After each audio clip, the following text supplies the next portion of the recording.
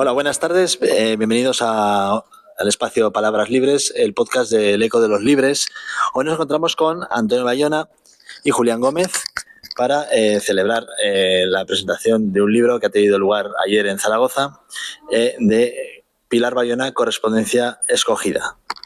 Una relación de 686 cartas desde 1914 a 1980 de la correspondencia de Pilar Bayona. Muchas gracias, bienvenidos. Gracias por formar parte de este podcast del Eco de los Libres. Gracias a ti por recibirnos. Bueno, el libro está editado por Libros de Innombrable en colaboración con la institución Fernando el Católico. Un poquito para comenzar,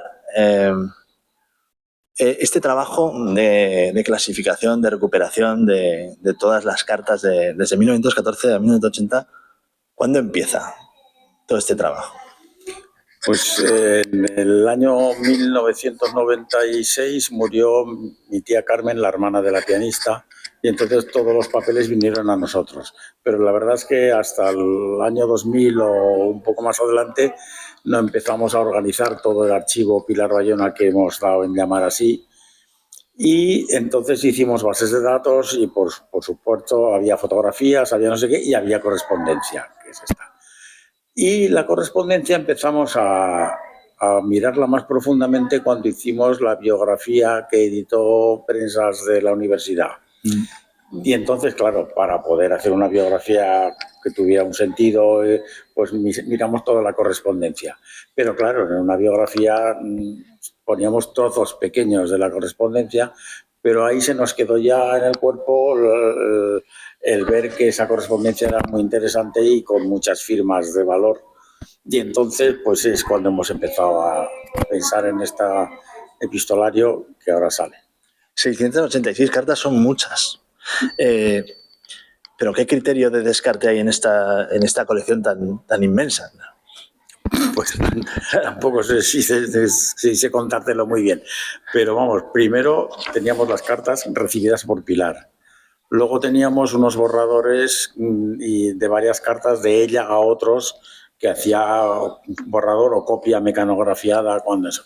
Y luego, con motivo de esa biografía que te he dicho, pedimos muchas más cartas de ella que hubieran recibido sus corresponsales, o López Chavarri, o Ernesto Halfter, o Remacha, o todos los músicos con los que ella se carteaba. Y entonces nos mandaron unas cuantas cartas que ahora hemos vuelto a pedir y pedir permiso para reproducirlas. Y con todo eso, dada la pregunta que me haces, si te digo que salieron 1000 y pico cartas, pues, pero también tampoco hay que exagerar. Había cantidad de tarjetas de visita. A veces solo con firmas, con cosas, y entonces ese primer descarte era obvio. Sin embargo, luego ya hemos tenido más difícil porque nos parecían interesantes bastantes y otras no. Y entonces, pues el descarte ha sido pues un poco nuestro criterio. Yo también, si se me permite arrogarme músico, yo como músico también tenía criterio de lo que fuera interesante o no, de lo que venía y decían, y entonces pues hicimos esa selección. No sé si tú tienes que añadir algo. Bueno, lo que yo puedo añadir es que hay correspondencia de otros, entre otros. Sí, eso es verdad. Que no van dirigidas a Pilar, pero evidentemente Pilar está en esas cartas. Y entonces, de esas cartas que nos han parecido interesantes, pues ha habido una selección también y se han incluido. A lo mejor la mención de Pilar es escasa, pero el contenido de la carta propiamente era ya interesante y por eso merecía la pena incluirla en el epistolario. Sí, además la primera carta es a Julio. A Julio Bayona, el padre de Pilar. Y bueno, en las que no está Pilar Bayona ni como receptora ni como escritora de la carta, sí que es cierto que tiene relación porque viene a tratar un tema que le incumbe de alguna manera, ¿no? Claro, a lo mejor forman parte de una sucesión de cartas sobre determinado tema. Y entonces una carta que no sea directamente o a ella o de ella a otros continúa la línea del tema ese que en ese momento estén tratando. Y otra cuestión a tratar en este inicio de la entrevista que me ha parecido, claro, porque yo me pongo en vuestra piel un poquito, ¿no? Cuando rescatas las cartas personales cuando se rescatan las cartas personales de Pilar Bayona, ¿no? Esa intimidad al final se desvela. Porque ese es otro tema, ¿no? A juzgar cuando estás haciendo una selección epistolar. Las cartas íntimas, si incluirlas, si no. Por ejemplo, hay cartas de enamorados que me han parecido sensacionales, por cierto. Ese criterio también ha sido difícil a la hora de respetar la intimidad, digamos. Pues no sé si seré muy valiente, pero no hemos dudado mucho. Yo creo que a tanto tiempo pasado, que haya una carta de Camón derretida a él o de... Desde el primer momento, desde esa primera carta, en la que, bueno, segunda carta, en 1914, en la que Tomás Bretón se escribe a Julio Bayona ya destacando la virtuosidad de Pilar, ¿no? Porque es tan solo con 17 años está hablando de un recital en Madrid. Entonces, yo creo que desde el primer momento en estas cartas se traduce esa niña prodigio que fue Pilar desde el principio, ¿no? Habéis elegido cuando comenzó en Madrid, ¿no? Para comenzar esas cartas.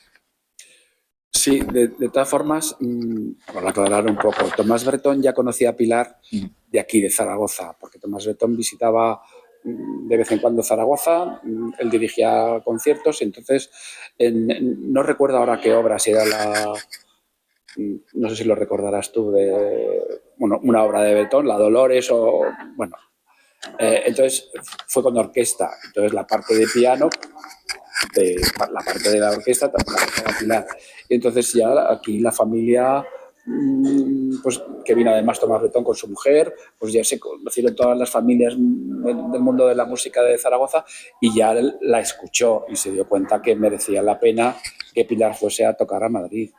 Y entonces es cuando en el 14 va a tocar al Círculo de Bellas Artes. También la propone, no, o al RIZ, ahora no recuerdo muy bien, creo que es el Círculo de Bellas Artes, sí. Sí, y la propone también al Ateneo, pero el Ateneo no tenemos constancia de que fuese a tocar en aquel momento. Sí que va a tocar al Palacio de la Infanta Isabel. De la Infanta Isabel, pero posteriormente a esta carta que se refiere, ¿no? Yo creo que es en los mismos días. Sí. De todas maneras, haber empezado por esa carta es porque, si, como tú has dicho, la edad de Pilar es esa, tampoco hay correspondencia ya tan directamente dirigida a ella, aunque fuera su padre, como la primera que hemos puesto, pues no había, hasta sus primeros conciertos o señales de vida pública musical, pues no había cartas ya también. Desde 1914 a 1980, ¿en qué medida se puede formar una persona que no conozca a Pilar un retrato de su vida, una biografía? A través de estas cartas. Yo creo que se puede uno perfectamente formar una idea bastante amplia de la figura de Pilar Bayona, de esta pianista, porque empieza con esta carta, como tú decías, de Juan Manén, violinista muy famoso en aquella época catalán, a su padre, porque también viene aquí Juan Manén a tocar y entonces les preparan unos conciertos piano, violín y una gira por España.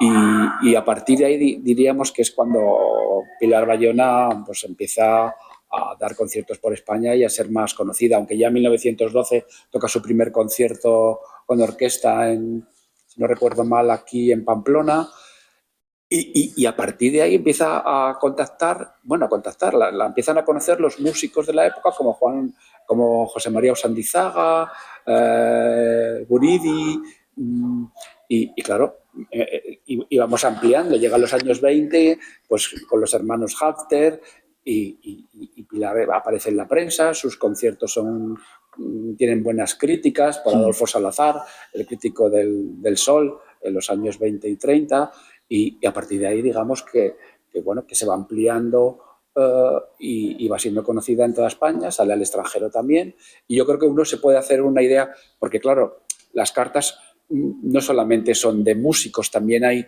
de las sociedades musicales. Sí.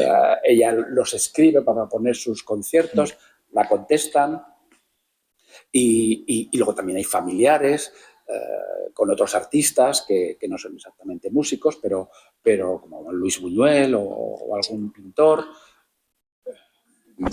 Correspondiendo a tu pregunta, creo que el formato del epistolario que va por orden cronológico y no, por ejemplo, por corresponsales, si hubiéramos juntado todas las de Buñuel, no son muchas, pero todas las de Remacha, todas las de Óscar Esplá, hubiera sido muy distinto. Al ser así en orden cronológico, sí que se desprende algo de lo que tú has dicho, de que si se puede sacar una conclusión un poco biográfica, y yo creo que sí. Sí. O sea, hay un devenir que se va viendo como Para mí está claro el tiempo. E incluso se puede hacer una cronología de la historia de España. Sí. Es muy importante, lo tengo por aquí anotado, se habla de una carta precisamente de Julio Bayona. Se habla de un intento de sublevación en el cuartel de artillería en 1920. Sí.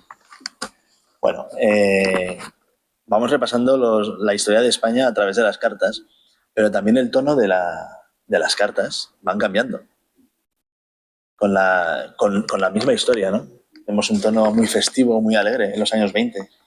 Vemos un tono más crítico y más apagado, quizá en la guerra, ¿no? Sí. Y luego la posguerra es otra película, completamente distinta al comienzo, ¿no? También, en el tono de las cartas me refiero. Sí, sí. Sí, sí, en los años 30, cuando ya llega la guerra y tal, pues en los años 40 son un poco más tristes. Hay un amigo violonchelista, Carlos Baena, ¿no?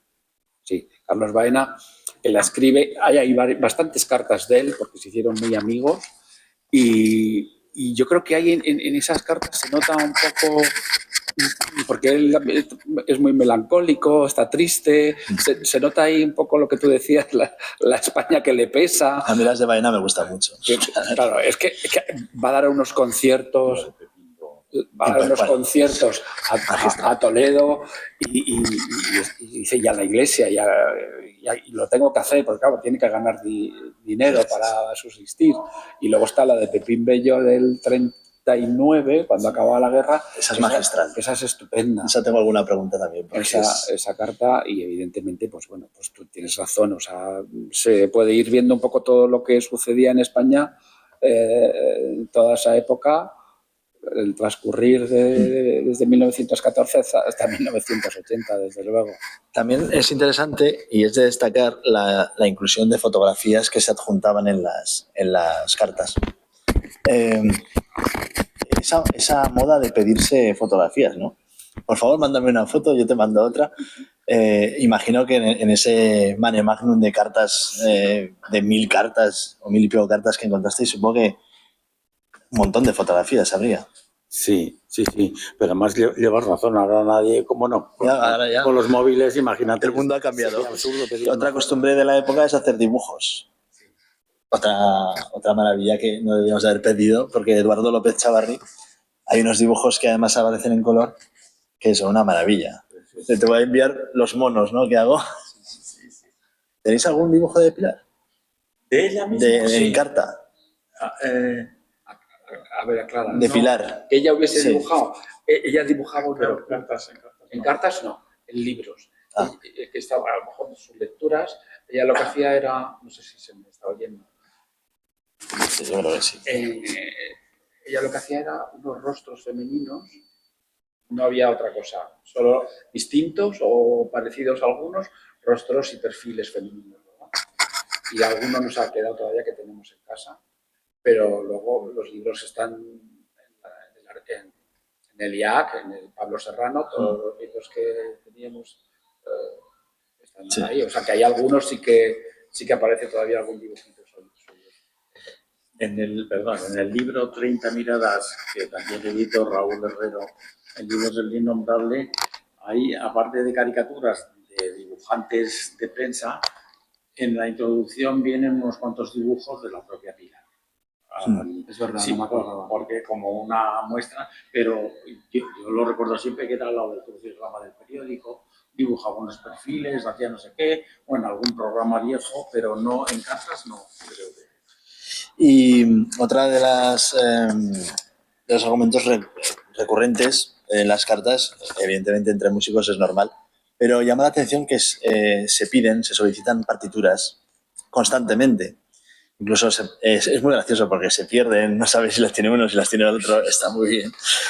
Y bueno, pero había una escasez de material en aquella época. Bueno, en aquella época estamos hablando de casi toda la de 1914 a 1980 y sigue habiendo esa demanda de partituras. Hay escasez de material. Bueno, ahora no, ahora en Internet casi puedes sacar, si no gratis, descargarte muchas, desde luego.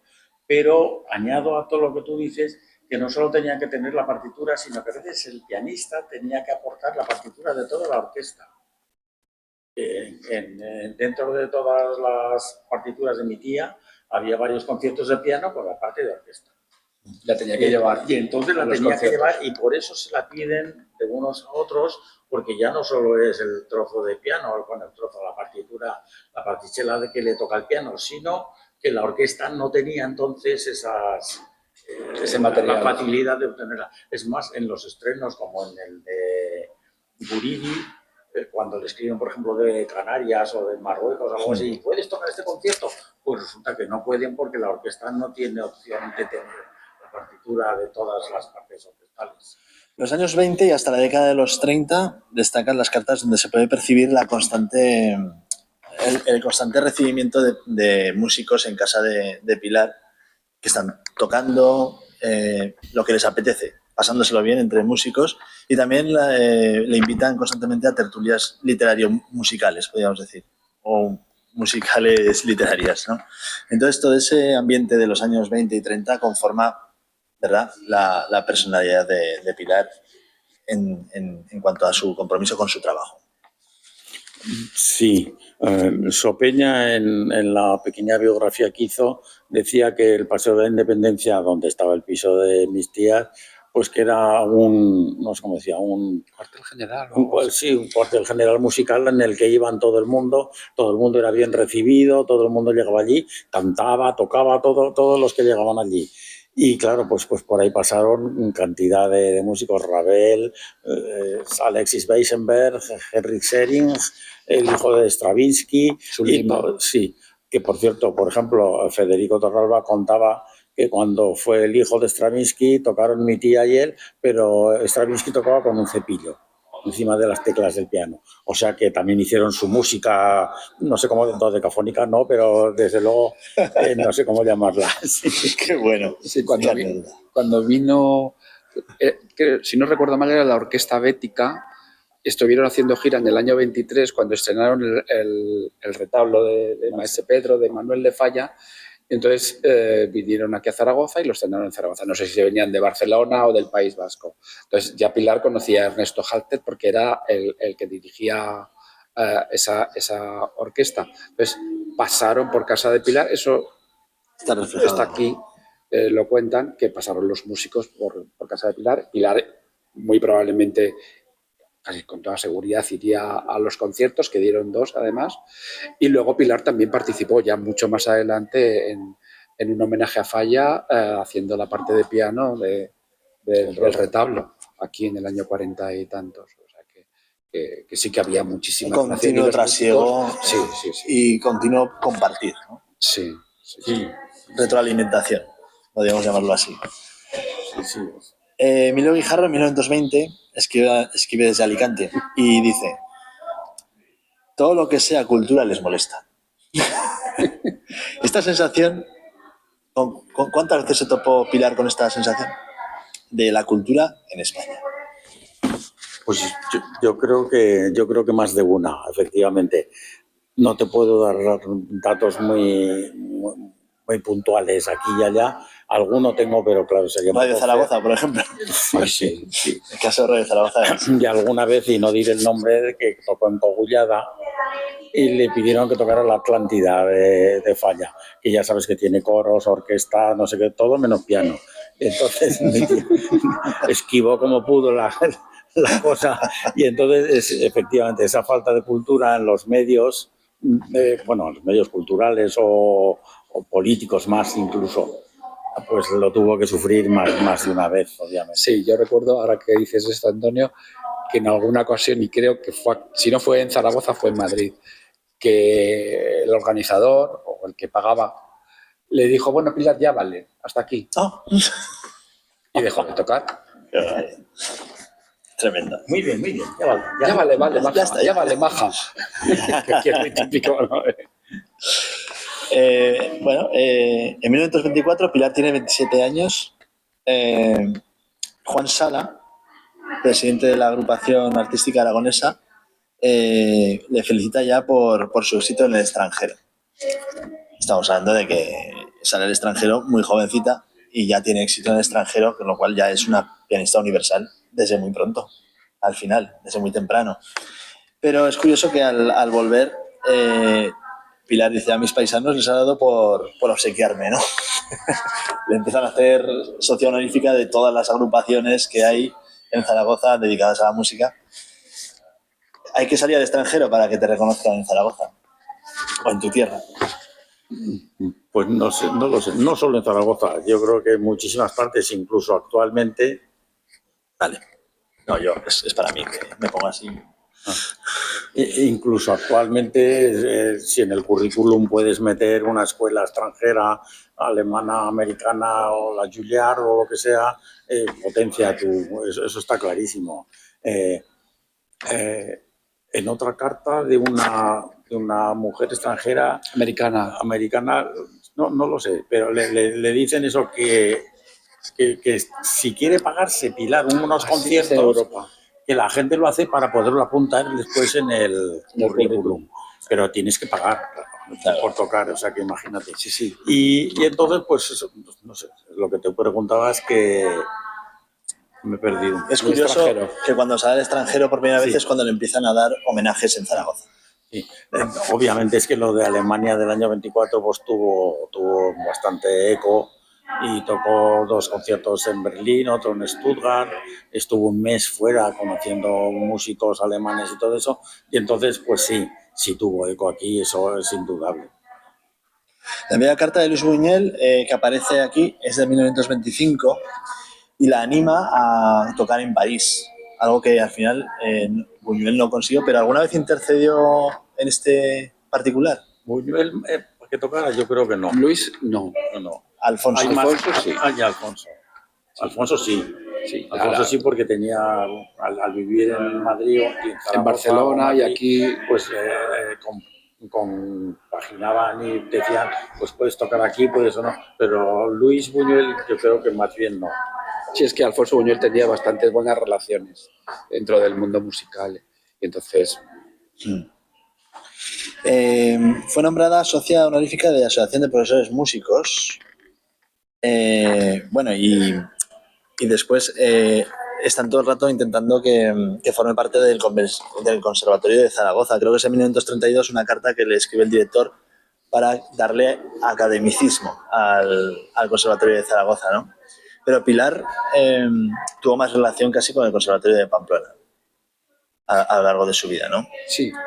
Aquí la proponen, como bien dices, no sabemos por qué no aceptaría, pero me imagino que ya lo que quería era dedicarse a su vida de conciertos por España o por el extranjero y hasta mucho más tarde. En los años 50, cuando Fernando Remacha le proponen como director del Conservatorio de Pamplona, él piensa en Pilar. Pero no puede ser que Pilar empiece a trabajar allí con él hasta el año 62, creo. Pero claro, no había plaza. Y hasta que creo que no se jubila un pianista o fallece, que no recuerdo muy bien, pues no la pueden llamar para ir allí. Que además va allí como figura importante a dar clases, porque ni la contratan, ni la aseguran, que por eso al final yo creo que también Pilar deja de ir al conservatorio. Contratarla la contratan porque tiene sueldo, pero como mi tía Pilar no tenía carrera musical establecida, quiero decir, con papel. Pero el Conservatorio de Zaragoza en el 32 le pide para que le den academicismo al conservatorio. Es muy curioso esto. Sí, pero en aquella época yo creo que se podía hacer un poco de todo, también en esta. También en esta, sí. Bueno, en esta no se lo... Desde luego, hacerse se hace, luego cómo acabará no sabemos. Algo que se puede notar desde desde la lectura del libro desde el presente es que ha cambiado el mundo. Muchísimo. Pero las comunicaciones entre personas, el respeto. El respeto hacia las personas, incluso cómo se dirige para declararse a una mujer, ¿no? Que la llama de usted en la carta. O distinguida señorita, como le dice Adolfo Salazar. Pero una cosa que sí te quería también comentar cuando hemos hablado del Conservatorio de Pamplona, y que también es muy importante, es que hay un grupo entre Fernando Remacha, Ricardo Urgoiti y Fernando García de Mercadal, que era y es un importantísimo arquitecto aragonés de aquí de Zaragoza, es el que diseña los planos del Conservatorio de Pamplona. Porque claro, eran todos amigos y entonces Remacha le propone a Fernando Mercadal hacer el conservatorio, Ricardo Urgoiti es amigo de Fernando Mercadal. La parte acústica la hace porque era ingeniero, Ricardo Urgoiti. O sea, que todo este grupo de gente estaba súper relacionado y luego todo fue a parar al Conservatorio de Pamplona, que era el mejor de España en aquel momento. No lo digo yo, lo decía la prensa. Sí. Y Pilar también estaba muy contenta de ir allí. Hay un artículo de Adolfo Salazar en El Sol que es una reivindicación de Pilar Bayona. Porque dice que, bueno, que hay que hacer es necesario que se forme un estado de conciencia artística, ¿no? Porque no se le da la suficiente importancia en España a los artistas de verdad para que salgan al extranjero. Sin embargo, Pilar ya había salido al extranjero. Es un artículo un poco extraño, ¿no? ¿Cómo lo enfocaríamos? Es una reivindicación de Pilar Bayona, pero también dice que se ha quedado en casa demasiado, que tendría que salir más. Bueno, quizá me des una perspectiva nueva, pero esto último que dices es muy evidente. Es una de las mejores críticas que tiene mi tía, no como crítica a un concierto de lo bien que ha tocado, sino a su personalidad musical. Y entonces Adolfo Salazar la entiende perfectamente. Mi tía lo que le gustaba era tocar y entonces pues y meter programas nuevos donde nadie se lo pedía y aunque la gente se aburriera, etcétera. Y entonces eso Salazar lo vio. Pero lo que también vio Salazar es que mi tía Pilar, con ese gusto por estudiar y tocar, pues estaba tan feliz en Zaragoza estudiando y tal, y no tuvo nunca un manager o como lo quieras llamar, que la proyectara o al extranjero o incluso por aquí. Era ella misma la que escribía a las distintas sociedades, hola, este año también podría ir y no sé qué y no sé cuántos, o sea que no. Hombre, Pilar pudo tener un manager que fue Ernesto Quesada, que en 1915 ya pues allá hay una historia. Le pide matrimonio. Le pide matrimonio, pero era el más importante. Pero es que su manager empezó ahí y terminó ahí. Sí. Luego, además, claro, curiosamente, si Pilar no tocó más en esa asociación, fue porque, claro, este señor pues tuvo calabazas y ya Ernesto Quesada no le proporcionó casi... No sé si la vetó, pero hasta mucho más adelante la sociedad... Sí, hasta los años 30 no la vuelve a contratar. Claro. Bueno, pero estamos hablando de 15 años después, casi. Sí. Claro. Es muy interesante lo que has dicho, Antonio, que a Pilar solo le interesa tocar. Solo le interesa la música y seguir tocando pase lo que pase. En una carta a López Chavarri, Pilar lamenta las calamidades de la guerra pero de buena manera pues logra permanecer de alguna manera neutral, ¿no? Porque recibe correspondencia de un lado y de otro. Incluso recibe la propuesta de colaboración para tocar en Zaragoza para las tropas nacionales. Y luego está la carta de Pepín Bello, que me parece extraordinaria, ¿no? Es decir, que se mantenía ahí en una tierra de nadie, que es muy difícil, que casi nadie lo ha conseguido en España, pero todo por el beneficio de la música y del arte, al final. Eso es muy, muy evidente. Cuando nos han preguntado, ¿pero tu tía era de este bando o era del otro y tal? Pues realmente yo con ella no he hablado nunca de esto, aunque podía haberlo hecho, pero no. Entonces ella, lo que estaba claro es que era muy liberal. Liberal no en el sentido político actual, sino Y entonces, cuando vino la guerra, ella como pianista le tocó estar en Zaragoza, también a mi padre, y entonces pues hicieron lo que tenían que hacer cuando les tocó estar en la guerra aquí. Entonces le pedían que tocara para las tropas, pues tocaba un concierto que además esa carta es divertidísima también cuando se lo piden, y después ¿Qué es lo que pasa? Que a la vez le escribe Esplá, le escribe Buñuel, le escribe Remacha, que son todos exiliados o en España o fuera de él. Y ella no tiene ningún inconveniente. También le escribe Regino Saiz de la Maza, que se podía decir que era más del régimen y tal, y le propone conciertos y tal. Y entonces, con Regino, esa amistad y con todos ellos, se entiende porque tenía una visión amplia. Y quizá con ese punto, que lo que le importaba era más la música, perdón, la amistad y todo eso, que no una significación extraña y ajena. Bueno, a ella la proponen, no sé si habrás llegado ahí, creo que sí, porque Sí. has leído mucho, la propone Regino Saiz de la Maza unos conciertos por la parte del, no sé cómo decir, no quería decir franquista, Bueno, pero del acaba la carta régimen. diciendo viva España. Sí, Claro. pero que salga a Alemania, que salga a Inglaterra. En las cartas. También. Sí, que salga por Europa, pues un poco reivindicando La España. hispanidad.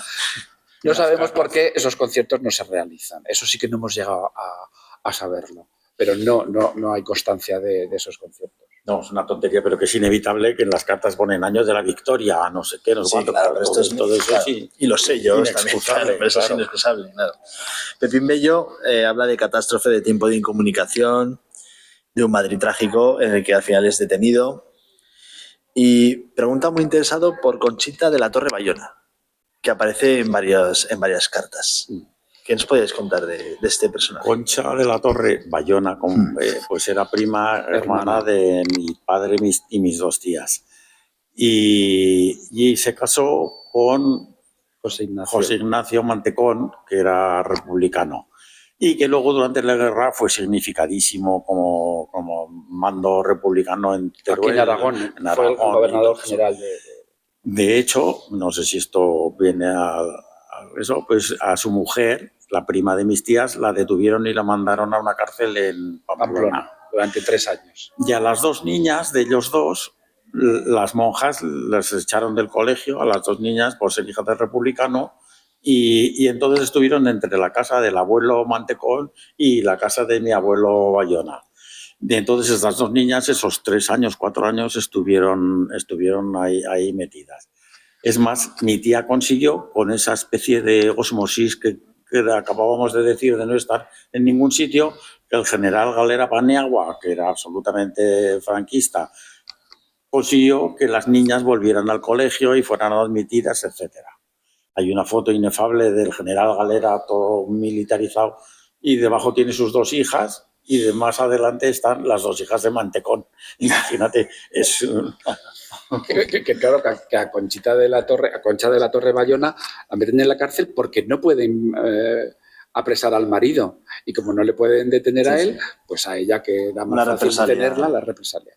Y el primero que se marcha de España es él, y luego al cabo de los años se marcha ella con las niñas a México, que vivieron toda la vida allí en México. Sí, luego hay cartas de correspondencia con México. Muy amigos de Buñuel.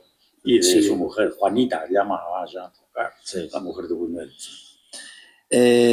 Las cartas de Carlos Baena, ya lo hemos dicho, pero son especialmente divertidas. Compara a Pilar con un acorde de Visiano. Y parece ser, y no solo por él, sino por varios autores más de las cartas, que Pájaros Tristes de Ravel es una de las piezas favoritas, ¿no? Para muchos de los admiradores de Pilar. Haciendo de nuevo una llamada a nuestro querido amigo Raúl, él tuvo la suerte de publicar también unos poemas de Cirlot, precisamente sugeridos por la interpretación de Los Pájaros Tristes de mi tía Pilar. Pero efectivamente era una página un tanto extraña y una definición del propio Ravel, me parece, de cómo se inventó esa pieza del cuaderno Miroirs. Y entonces mi tía la interpretaba mucho y por lo visto sí calaba ya no solo en Cirlot, sino aquí Luis García Brines. Toda esa gente, sí. Es una pieza muy, muy significada, sí. ¿Se puede decir que fue su mejor amigo, Luis García Brines? Uno de los mejores, ¿no? Sí. También yo añadiría que no queda muy claro nunca, pero Juan Pérez Páramo, arquitecto, era muy, muy amigo de ella. Lo sé porque ella lo iba a visitar, que tuvo Parkinson al final de su vida, Juan. Pero sí, era polémico, García Brines. Sí, claro. Pero con mi tía Pilar no había problema. Se entendía muy bien. Mi tía veía en él una viveza y un entendimiento musical y de otros tipos que estaba muy bien, y él la adoraba y la veneraba como... Además también era un buen musicólogo, Luis García Brines. Y de Alfonso Buñuel. Sí, también. Alfonso. Claro, Alfonso es lo que te digo, tuvo la suerte de estar en España o en Zaragoza, y aunque murió muy joven en el 60 y algo, pues la relación con mi tía era continua, y él mismo decía que era el lugarteniente de Pilar Bayona, y pues eso, acudía a todos los ensayos de mi tía o en la radio o lo que fuera. Sí. La radio, estuvo muchos años trabajando en Radio Zaragoza con una orquesta de cámara y por una defensa, yo creo que de la música como se ha de tocar, ¿no? Y por los músicos que trabajaban con ella, al final las relaciones con Radio Zaragoza terminan. Pero yo creo que es por una defensa también del trabajo bien hecho y sobre todo de los músicos que estaban trabajando con ella. Sí, primero me empieza en Radio Zaragoza creo que en el 38 y es como una pequeña orquesta de cámara y están como 4 o 5 años. Y después Radio Zaragoza, la dirección, propone que ya no va a haber música de cámara. Y Pilar lo lamenta mucho y les escribe una carta bastante reivindicativa y explica por qué los músicos deberían seguir y por qué esa música debería ser tocada con una orquesta de cámara. Pero no, aquello no sigue adelante. Y sigue adelante ella. Más adelante vuelve a haber otra interrupción con Radio Zaragoza. Sí. Y otra vez Pilar protesta, la vuelven a dar un espacio y luego yo creo que en el 78 ya la relación termina. Antes de que fallezca ella ya no hay constancia de que tocase Pilar en Radio Zaragoza. El apartado de la grabación de discos es muy interesante. Los primeros discos los graba en París y después Hispavox trata de que firme un contrato de que solo pueda trabajar con Hispavox, ¿no? Una cláusula. ¿Cuántos discos llega a grabar Pilar? Pocos. Ella acepta con alegría todo lo que le producen, pero lo que proponen, pero no era tampoco muy afecta a las grabaciones y todo eso. Entonces, lo de París, que es muy curioso, lo propone Alexis Weissenberg, el pianista, que la oye aquí en Zaragoza, y entonces en París le dijeron que si quería hacer un disco de música española, y Weissenberg dijo que no, que para eso llamaran a Pilar Bayona. Entonces ella fue allí y la propuesta era magnífica. En las cartas además queda muy claro de que grabara la Iberia de Albéniz, pero también Granados, Falla, etc. Y luego no sé qué cuestiones técnicas o no lo sabemos, pero también por las cartas queda claro que solo al final acaban saliendo 7 discos pequeños, ni siquiera LPs, sino de los pequeños. Y luego los 2 discos de Hispavox de aquí en España, en Madrid, eso sí están muy bien. Era una edición además bastante maja, bien presentada. Uno con las cosas de Guridi y otro con toda música de Splat, que solo tocaba ella. La fantasía de Walt Disney. Sí. La llega a grabar, ¿no? Con Hispavox. Sí, lo graba ahí. Y en cuanto a la conexión con el Pirineo, con Jaca, los cursos de la Universidad de Zaragoza en Jaca, Pilar Bayona efectivamente contribuye a que Jaca tenga un nombre a nivel nacional, no solo en el mundo de la música, sino en el mundo de la cultura. Ya lo tenía, pero yo creo que contribuye a que lo tenga más, ¿no? ¿Cómo se podían definir esos años en Jaca? Pues no sé, yo creo que era un sitio al que primero ella iba con absoluto agrado. O sea, que primero iba a hacer música, que es lo que le gustaba, como ya ha quedado dicho antes, pero luego era huir de Zaragoza en el verano, irse a Jaca, que era una ciudad que le encantaba, irse con amigos, porque toda la universidad de verano estaba Blecua, estaba Torralba. estaba, o sea, cantidad de gente, y entonces él ya lo pasaba muy bien. Como decía Sopeña en su libro muy antiguo, decía, y se comía los huevos fritos con chistorra a la primera. Pues claro, sí. Y luego daba su concierto de todo eso. Entonces le gustaba mucho, pero la verdad es que ponía unos programas que a veces eran de 6 días seguidos. 6 días seguidos con discurso, con... Variación. Sí, no, Sopeña y sí, con unas conferencias. Conferencia, que me salía discurso que no viene a cuento. De conferencia de Sopeña o Dolores Palá. Dolores Palá, y eran interesantísimos. Es más, una vez estuvimos hace ya años, luego ha variado la cosa, pero hubo un momento de nuestra investigación sobre Pilar Bayona que había tocado más en Jaca que en Zaragoza. Claro. Imagínate. Pues aquí tocó mucho. Claro. Luego ya no, luego hemos encontrado ya más conciertos, más bases, más datos, y entonces no. Pero la verdad es que hizo allí una labor muy, muy interesante. Claro, si no recuerdo mal, empieza en el 44 y está hasta el 78. No, hasta el 79. Es una labor de 30 Hasta el 79. Creo que un año, como se rompió un brazo o una pierna, ese año no fue. Pero estuvo desde el 44 todos los años y va encantada. Y hay una portada que está firmada en Jaca de un retrato de Pilar Aranda. ¿Qué nos podéis contar de esta? Porque a mí me ha hecho muchas gracias, es de 1950. Y está realizada en Jaca, evidentemente. Pues es muy interesante, pero no voy a tener memoria para contarte. Uno de esos años que va Pilar, hay una primera exposición de pintores aragoneses, ¿no? Algo así. Creo que es un poco antes del 50. Y hay una cuartilla o un folio en el que firman todos los pintores participantes en eso y se lo dedican a Pilar. Y lo que te decía de la memoria es que no me acuerdo qué pintores son, pero entre ellos estaba Pilar Aranda. Pilar Aranda, además, pues hizo bastante amiga de ella, y en ese año dice, ¿quién lo decía? Manuel Derqui. Manuel Derqui dice que Pilar Aranda iba con el cartapacio aquí y retrató a todo el mundo que pudo. Y la verdad es que el de Pilar es muy, muy sugerente, muy encantador. Está muy bien. Aunque no era su prioridad la docencia, porque al final rechazó muchas ofertas de varios conservatorios, no solo de aquí de Zaragoza, sino de varios conservatorios que le ofrecían una plaza de profesora, ¿no? Pero sí que se implica mucho en Pamplona con el proyecto de Huarte, y también se implica mucho en traer músicos a que den conciertos a Zaragoza. Sí. Es una labor también... Sí, se implica porque la verdad es que muchos músicos de otras partes de España, al recibirla en su provincia, pues acuden a ella para ver si es posible tocar en Zaragoza. Y ella siempre que puede, francamente, lo hace, sí. Es más, la hija de Joaquín Rodrigo le escribe una carta para proponerle que porque su novio, que era violinista, no le daban un concierto aquí. Además, un excelente violinista.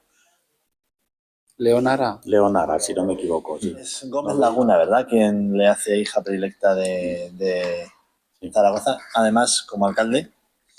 Pero además ahí hay errores, pero ahora los aclaramos, sí. Es que en algunas cartas le llama hija a Pilar, entonces se le ve que tiene mucho cariño, ¿no?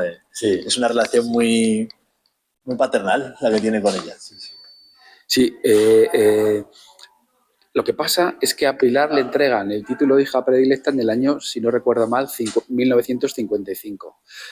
Pero el alcalde que le había, por decirlo de alguna manera, el ayuntamiento que le había concedido el título de hija predilecta fue en el 46-47.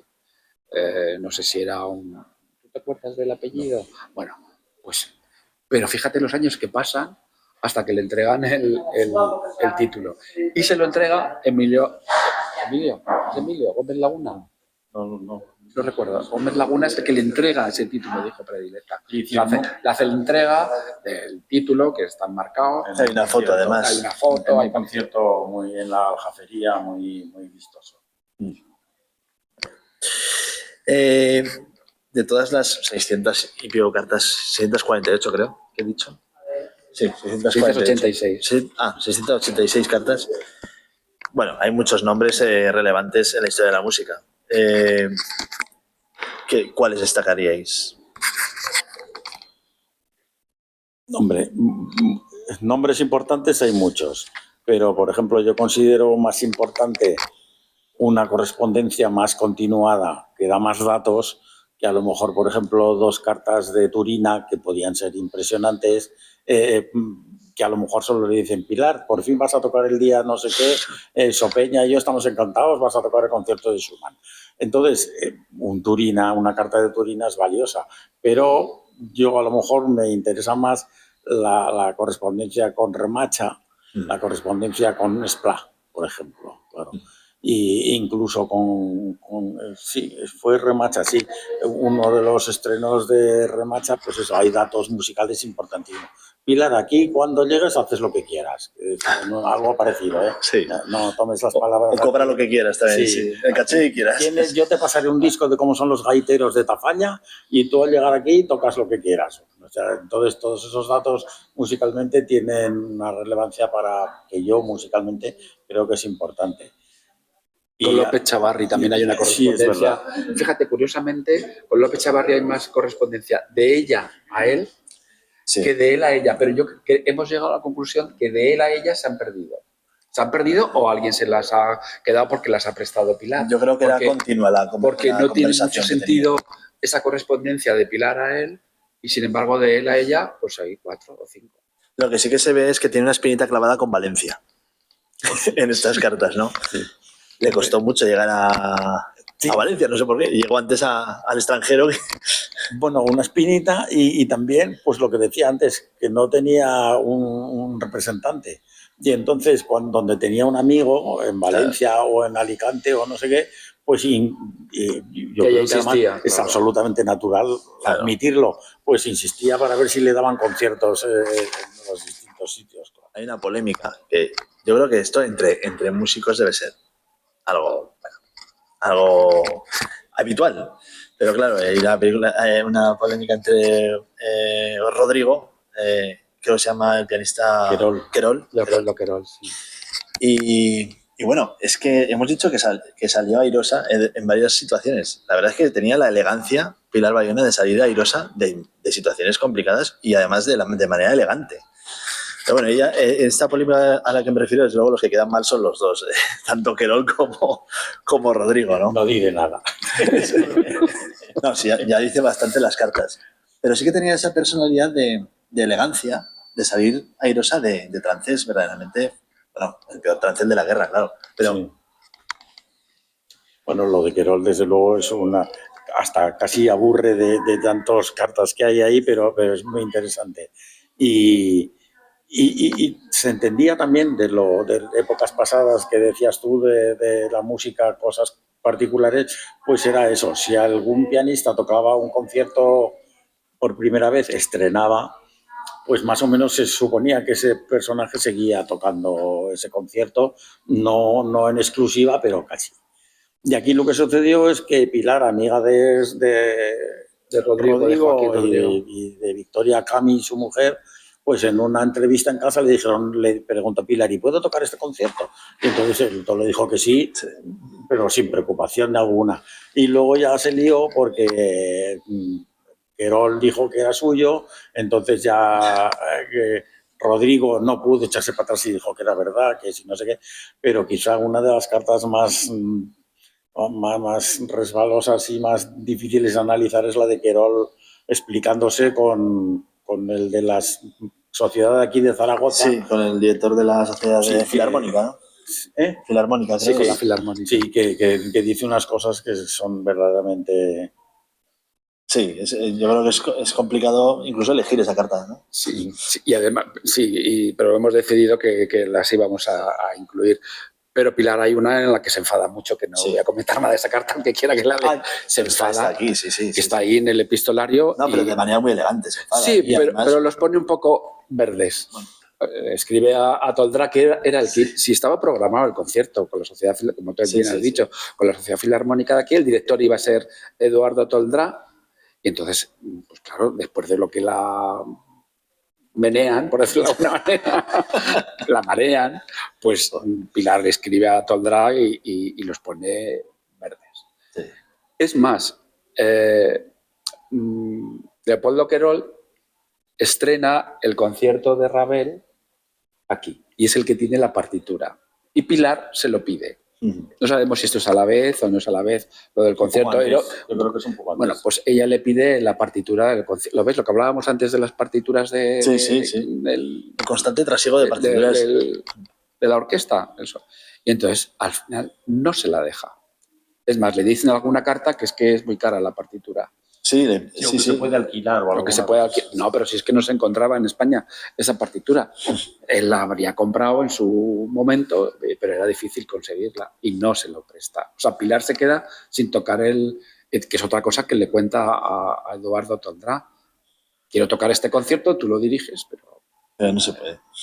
Por supuesto, un inciso, la partitura de piano del concierto en sol de Ravel, que es del que nos referimos ahora, y el de la mano izquierda, mi tía las tenía porque figuran en toda su partitura. Pero claro, con la partitura de piano no hacían nada, que es lo que decíamos antes. Seguramente lo que le pedían a Querol era todo el conjunto también orquestal para poderlo llevar, porque Ravel se acababa de estrenar, como quien dice, en España, claro. O sea, que ninguna orquesta tenía eso en sus fondos.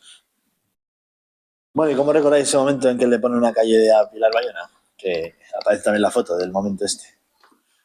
Pues con bastante buen humor. La verdad es que nadie enjuició nada de si la calle tenía 3 metros o era una avenida. 2 números. Tiene 2 números. No, estuvo muy bien y los 3 pianistas del barrio La Tecla le llamaban los 3 Puello, Pilar y Galvez, decían el barrio La Tecla y son 3 calles así y nada, y muy contentos.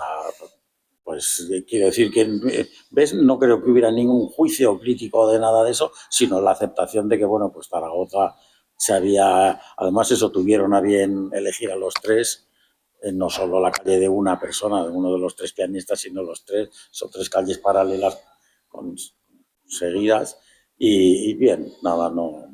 La nombraron académica de la Real Academia de San Luis y de muchas asociaciones de aquí, de Zaragoza. Pero ¿hay alguna que le hiciera especial ilusión a ella? No lo sé. Porque en algunas cartas dice como que le sobrepasa tanto homenaje y tanta... No lo sé, eso no te lo puedo decir. ¿Ves? Admito lo que dice, pero nunca he oído decir me ha gustado mucho. No lo sé. Ahí también hay polémica, porque a Pilar la nombran académica en el 62, no se sabe qué es lo que sucede, pero que deja de ser, no llegó a ser académica hasta el año 69. Sí. Pero es que hay cartas y el nombramiento y todo, y no se sabe qué es lo que sucedió, que no pudo ser hasta el 69. Otra polémica para apuntarse. Bueno, pues si queréis añadir algo más, ¿alguien? Especialmente no se me ocurre nada, te agradecemos mucho tus preguntas y encantados de contestar. Ya has visto que nos enrollamos mucho, pero que... está muy bien. Pero no, que se me quede así algo que, mira, pues es muy interesante esto. No, francamente ahora no recuerdo. Bueno, es daros la enhorabuena por este libro, porque me parece impresionante y que todo el mundo lo debería leer para que aprendiera también otra vez a escribir, porque hay que ver cómo se escribían antes las cartas. Bueno, ahora ya no hay cartas, pero bueno, vendría bien como ejemplo de cómo se debe escribir. Claro. Pues muchas gracias también a ti. Bueno, pues muchas gracias.